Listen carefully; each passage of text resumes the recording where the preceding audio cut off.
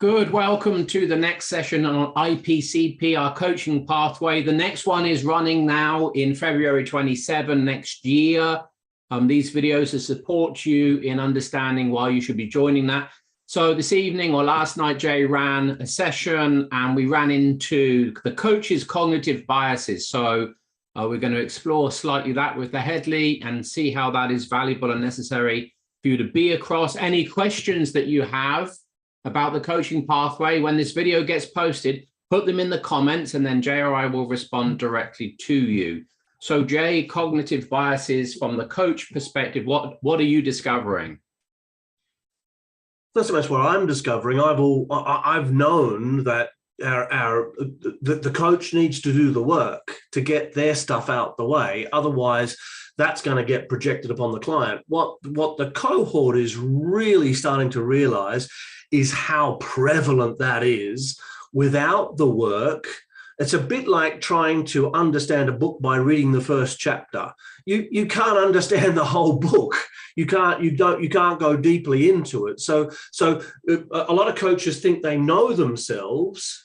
And some of these coaches have been through practitioner, master practitioner, and they've done the old meta coaching with us, coming into this program now, starting to realize, holy crap, my biases are quite large, and I can now actually see how they're getting in the way of me being an effective coach, an effective developmental coach. Okay. And so last night we explored your thinking preferences, and we explored your work preferences. And so thinking preferences are, I think we're looking at, do you think in terms of, well, your work preferences are, do you prefer working by yourself or in a team with others? And the important part about that is shared responsibility. Do you like to hold responsibility yourself? Even though you like working with people, then you're likely a group worker than a team worker. If you like working with people and sharing responsibility, then you're definitely a team worker. And if you like to hold responsibility to yourself and you prefer to get things done on your own, then you're definitely individual. And so, you know, we had lots of people who were team oriented, and lots of people who are extremely independent, individual oriented. Well, that's not really going to work for coaching. And as we explored that, people's faces and chins begin to drop, because it's like, oh, that's really getting in my way. I like to have responsibility. I don't like it to be shared between the client and myself. Well, that's going to facilitate over responsibility 101. And so the coach is going to start being responsible for the client. They're going to start thinking about what the client wants, how they want it. Am I delivering it? All that stuff's going to be going through their head time and time again. In the thinking, let's interrupt the monologue. So what's a cognitive bias, and what's showing up? Enjoy a smile. And how is that different to it just being a cognitive intention? What's the variable? So it becomes a bias when it becomes a driver. And so it becomes a driver when there's a high score in one or both of the cognitive intentions, or if there are three cognitive intentions in a category, then across all three. Then the category becomes a bias. Then it's a cognitive category bias, which is off the scale. Then it's part of your identity. It's part of your personality structure at that point. So hold on. Say more about off the scale. It's off the scale in terms of.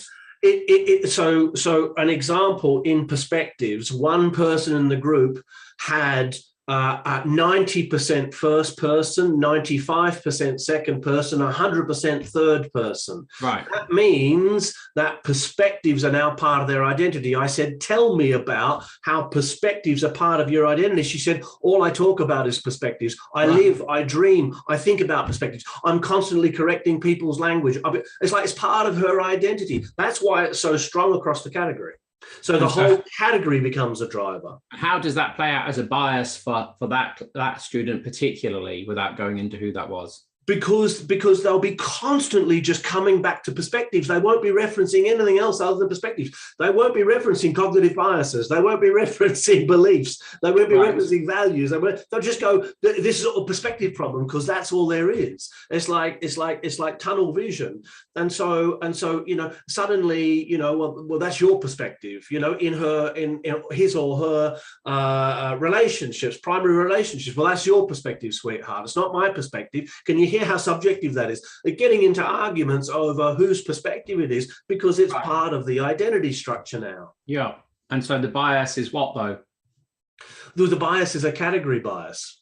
Right.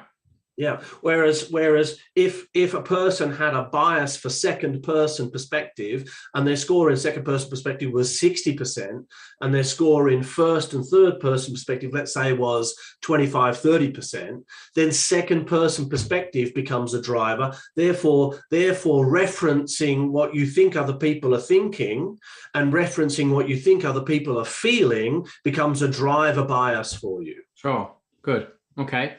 And what to do, and how is the course helping with that for the student? As we go deeply into each of the biases, the students are seeing not only how the bias runs for them, but we're having individual and collective coaching conversations where everybody's invited into the process. So I'll coach somebody to their bias by asking, what's the positive intention of the bias? How does it serve you? How does it not serve you? Really simple questions.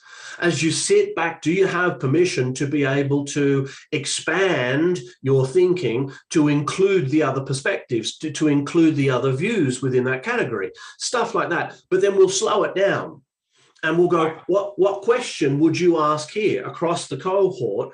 If you were this person, what's coming up for you? Who else has this bias? Right, what's coming up for you as I'm asking Bob these questions? What's coming up for you? What's coming up for you? What's coming up for you? What's coming up for you? And they're sharing, and that person who I'm coaching then's going, that's exactly what's happening for me. Oh my God, what that person said. And so we're collectively learning off, like in a group and team coaching experience, about these biases and how they play out, not only for the person who's being coached or the people who are involved, but also my partner does that. Oh my God, my partner says I do that. So awareness of these biases, unless you're aware of them, you're going to be projecting them onto your client unconsciously, which means you're outside of your awareness, and it seems as though you're being unbiased. But your thinking patterns are directing the very fabric of your thinking, and therefore the fabric of the experience of the coachee who may not share those biases. So what kind of coach can we expect to be coaching that isn't aware of these biases? What's the kind of quality? What's the likely outcome of the sessions with their clients? Well, they'll have an unconscious agenda, Joseph. So they will hold an unconscious agenda to get somewhere. Let's say they had high achievement and high influence in terms of their success strategy. Yeah. Right. So high achievement means they want an outcome. Yeah. High influence means they want control and influence. If you had that bias and you weren't aware of it, you would be controlling the coaching session toward an outcome that was yours, not theirs. Yeah. And you're not even going to know you're doing it. Yeah. And so I did it. A client once stood up at the end of a coaching session. He looked at me and he said, "Stop trying so fucking hard." Right. He left and never came back. It was the lesson for me that I was holding an agenda. It took me about 2 years to see it, but as I just held on to that, held on to it, it came to me like, that's what was going on. Here's me driving the session with my biases. That kind of thing's going to happen. So as you can hear from our sharing here, we're very keen and we are very invested in making sure that as a coach, and particularly as an accredited coaching room coach, you're across a really clean, pure, and systemic approach to coaching. If that interests you, drop your questions in the comment section, or just really easy, come book on the course for next year, see Harriet. That's it from us. Till next time.